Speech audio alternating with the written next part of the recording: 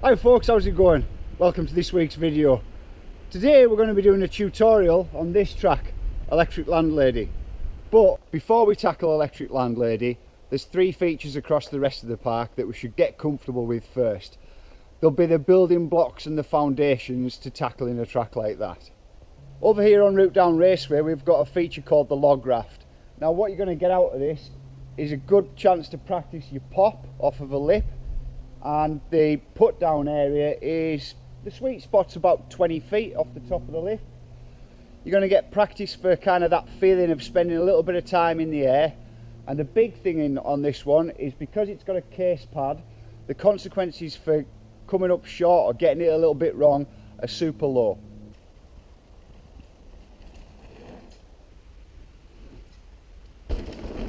The next feature is also on Route Down Raceway. This one's called Pucker Up, and as you can see it starts to kind of ramp up the consequences a little bit with the introduction of this knuckle. So you've got a sweet spot in the landing that's set at around 14 feet. It's probably important to remember, and you've got a fairly semi-easy tranny. It's a little bit steeper, but it's enough to get you over. On the exit of this, if you can see those two orange lines, you've got a goalpost to think about to get out, and it's ever such a slightly hip over to the rider's right hand side. This one ramps it up a little bit. Third, and possibly the most important feature to get familiar with and get comfortable on, is over here on GAP. Why is this one so important? Well, a few reasons.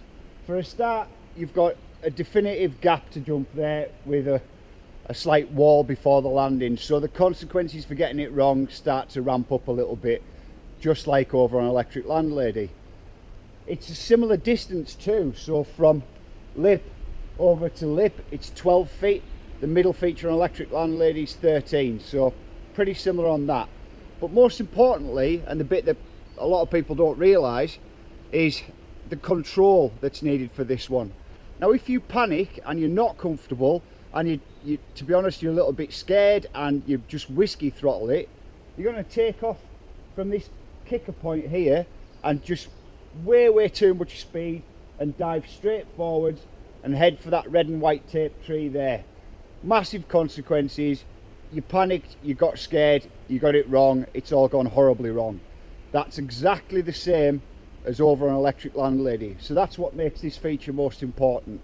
However, if you take it easy, relax, you've already done 14 feet over on Pucker Up, just chill on this, get used to it. It's roughly the same speed into this one as it is into the middle feature on Electric Landlady. Get comfy, everything will be fine. Okay, got those three sorted. Looks like you might be ready for Electric Landlady then.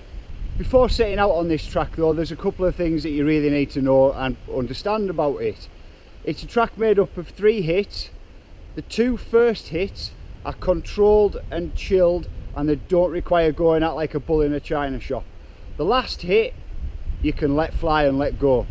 But basically the first one is this qualifier here that's a step down, and to get into that step down you start somewhere around here, and all you're going to need is about 3 to 4 sprint pedal strokes, and they're going to be the only pedal strokes that you need for the whole of the track. The landing area of this step down is about 8 feet out.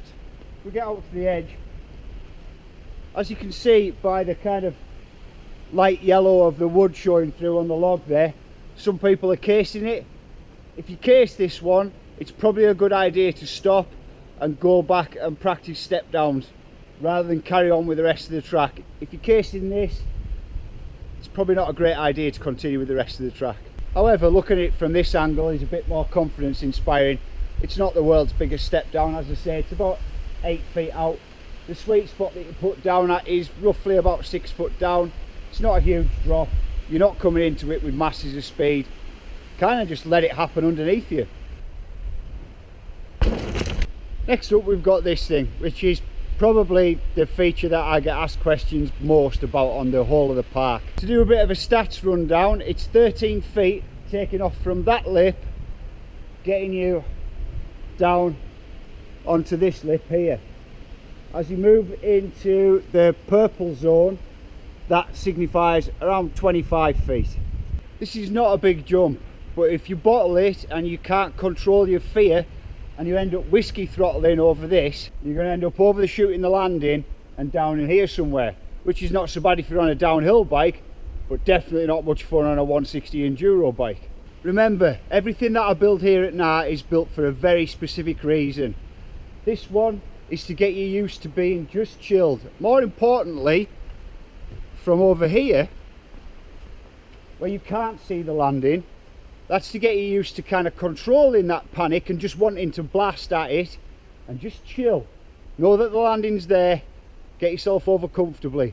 Because later on, I mean, well, coming into Beggars Canyon, we're going to have hipped gaps that are, well, there's one on Beggars Canyon that's a hipped step down where the landing's pretty blind and it's almost at a, it's not quite 90 degrees, but it's at quite a sharp hip, and if you just crap yourself and blast at the takeoff, you're going to end up way overshooting while the landing ends up down here around away from you.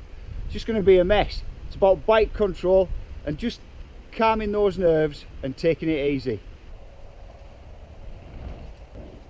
If you're getting tired of all this having to control yourself and you just want to hit something wide open and flat out, then this last feature on Electric Landlady is just for you. This is a ladder fly out and you've got a knuckle to reach over to at about 20 feet away. But the landing's huge and it leaves so much room for activities. This sort of dirt mound here, next to that old rotten stump, is about, well, about there actually, is about the record for distance on this, which coming all the way from up there.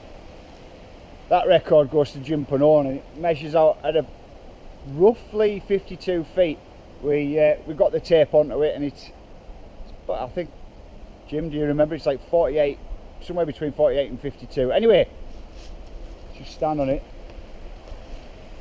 It's a long way from back there. The tip for riding this one isn't much more complex than come in with a decent amount of speed. As you get onto the ladder here, give it a little bit of pop and off you go, floating yourself off down there.